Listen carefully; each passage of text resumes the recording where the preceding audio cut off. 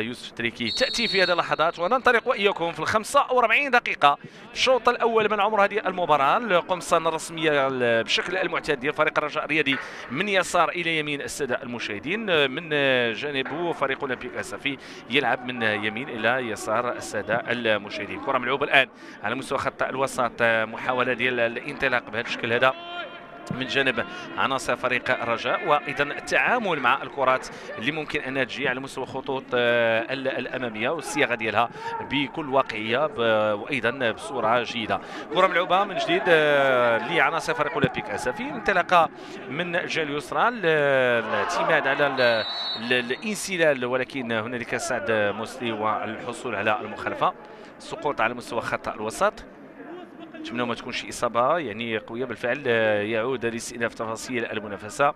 سعد مرسلي 25 سنه، هي دوره سابعه وتنافسيه فيها كبيره. في الوقت اللي كنشوف هنا يسري بوزوق عمليه هجوميه تصويب، حاول ما امكن انه يستعمل تصويبه اماميه، ولكن قبل ذلك هنالك راي مرفوعه من الحكم مساعد معلنه عن مغادره الكره للخط الخلفي للملعب. يسري بوزوق لعب الكره ديالو كانت هوائيه، الشو اماميه، محاوله، فرصه، امكانيه ديال استثمار هذه الكره على مستوى الشق الهجومي من جديد لصالح فريق اولمبيك الاسفي. تصويبه انس زنيتي في المكان المناسب.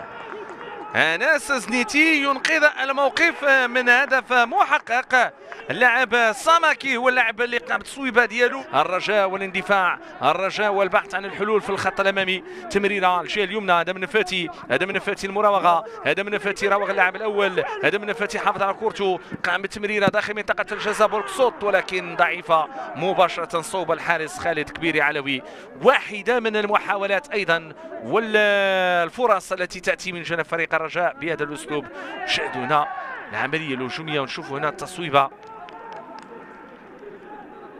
تأتي هكذا في الخط الأمامي. هذا من فاتي نزل كورتو، هذا من فاتي حاول يمر، تمريرة داخل منطقة الجزاء، كرة ممتازة ولكن بطيئة بين يدي الحارس، ضعيفة ليتمكن من التقاطها خالد كبيري علوي. يسري بوزوق اللي كان خلف الكرة الماضية. لاحظوا ادم النفاتي على مستوى رفع الكره في هذه اللحظات. مشاهدينا الكرام، يعلن الحكم يوسف تريكي على نهايه تفاصيل الشوط الاول من مباراه اليوم 0-0 بين اولمبيك اسفي والرجاء الرياضي. الموعد مشاهدينا سيتجدد معكم تعطى في هذه اللحظات انطلاقة الشوط الثاني من عمر هذه المقابلة بين فريق أولمبيك أسفي وفريق الرجاء الرياضي. الجولة الأولى بنتيجة معروفة 0-0. الجولة الثانية كيفاش غادي يتم التعامل معها. إذا بالعماري هو اللي غادر ودخل مكانه اللاعب عبد الصمد بدوي. البناء بهذا الشكل هذا، تمريرة أمامية، تغطية، رجعت مرة أخرى رجوية، فرصة، محاولة، تغطية من جديد، كرة رجوية، محاولة من جديد، والهدف الأول. الهدف الأول في مباراة اليوم. النسر الرجوي يحلق عاليا في سماء مدينة مراكش.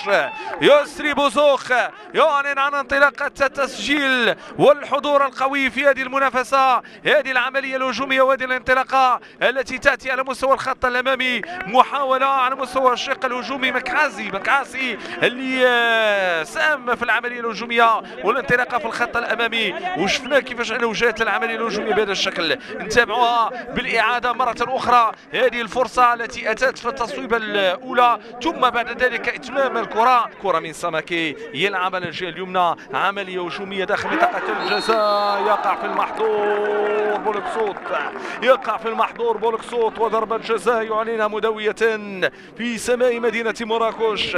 حكم مباراة اليوم يوسف تريكي. نعم، نشاهد هنا التدخل. سويل يتقدم، يصوب هدف في المرمى معلنا عن هدف التعادل. يوسف نعم يشو يضع الكرة في المرمى. سويل يشو يضع الكرة في المرمى معلنا عن هدف التعادل في مباراة اليوم. اللاعب الذي يعدل الكفة ويسجل في هذه العملية الهجومية، في هذه المحاولة على مستوى الشق الهجومي.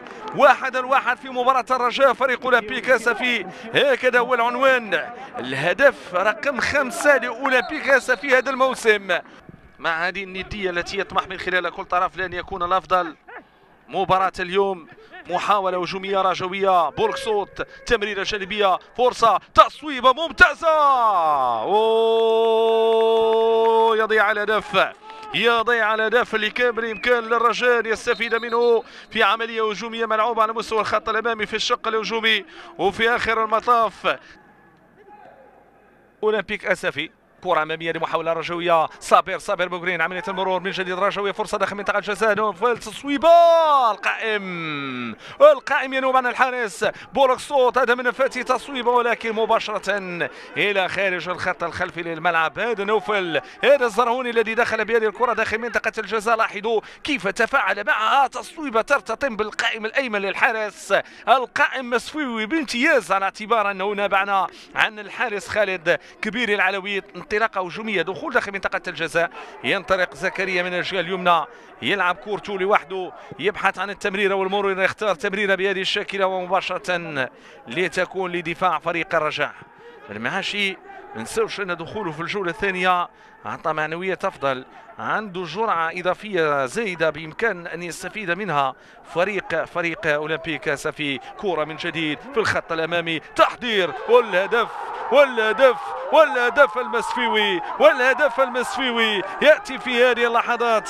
ثاني الهدف من جانب فريق اولمبيك اسفي في شباك فريق الرجاء الرياضي. زكريا عبوب يظهر انه سعيد، يظهر انه يحتفل، يظهر انه يشاهد هدف ثاني ولا يصدق الامر. كعمليه هجوميه في خطا على مستوى التغطيه الدفاعيه، تاتي الكره بهذه الطريقه وبهذه الكيفيه. الهدف اللي يجيب عند الخطا ربما من هولو اللي كان مضايق حاول ما يمكن يصحح الوضعيه للكره الماضيه، لكن في اخر المطاف ياتي الهدف على مضض وبشكل سريع من المسجل، من وضع الكره في المرمى، من غير العنوان وجعل الكره في الشباك.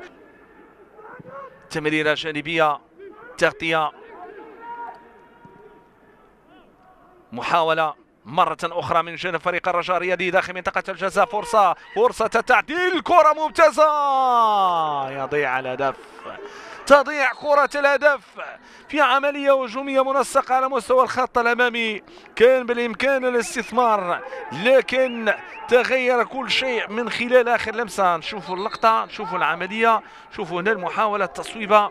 هذا من نفاتي في الركنيه في الزاويه على يسار الحارس خالد كبيري علوي، والكره تنفذ داخل منطقه الجزاء. البحث عن متمم للعمليه لكن مفقود. تعود مره اخرى لزريده، يبحث عن الانطلاقه من الجهه اليمنى، يختار الانطلاقه في اتجاه صابر بوغرين لزريده. دخول ممتاز، كره ممتازه، جول والهدف. هدف التعادل ياتي في هذه اللحظات. الرجاء يعدل الكفه. قلنا ان المباراه لم تنتهي بعد، حوار لم ينتهي بعد، صافرة لم تطلق بعد، وبالتالي يعود الرجاء ليعلن عن هدف التعادل قبل نهاية تفاصيل هذه المواجهة. هنا الرجاء الذي يعود من خلال عبد الصمد بدوي الذي يضع الكرة في المرمى معلنا عن هدف التعادل. عبد الصمد بدوي يعلن عن هدف التعادل في مباراة اليوم ويعيد الأمور إلى خانة التعادل. ماذا حدث على مستوى الشق الدفاعي لأولمبيك اسفي؟ آخر كرة ثابتة في مباراة اليوم ربما سنتابع. تنفذ هذه الكرة من آدم النفاتي رأسية نحو القائم الثاني، غياب متمم العملية. تعود تغطية مرة أخرى في خط الوسط، وفي هذه اللحظات يعلن حكم المواجهة يوسف أثريكي على نهاية تفاصيل مباراة اليوم كما آلت إليه مباراة ذهاب الموسم الماضي، هدفان داخل كل مرمى. هكذا يكون العنوان في مباراة اليوم هنا بمدينة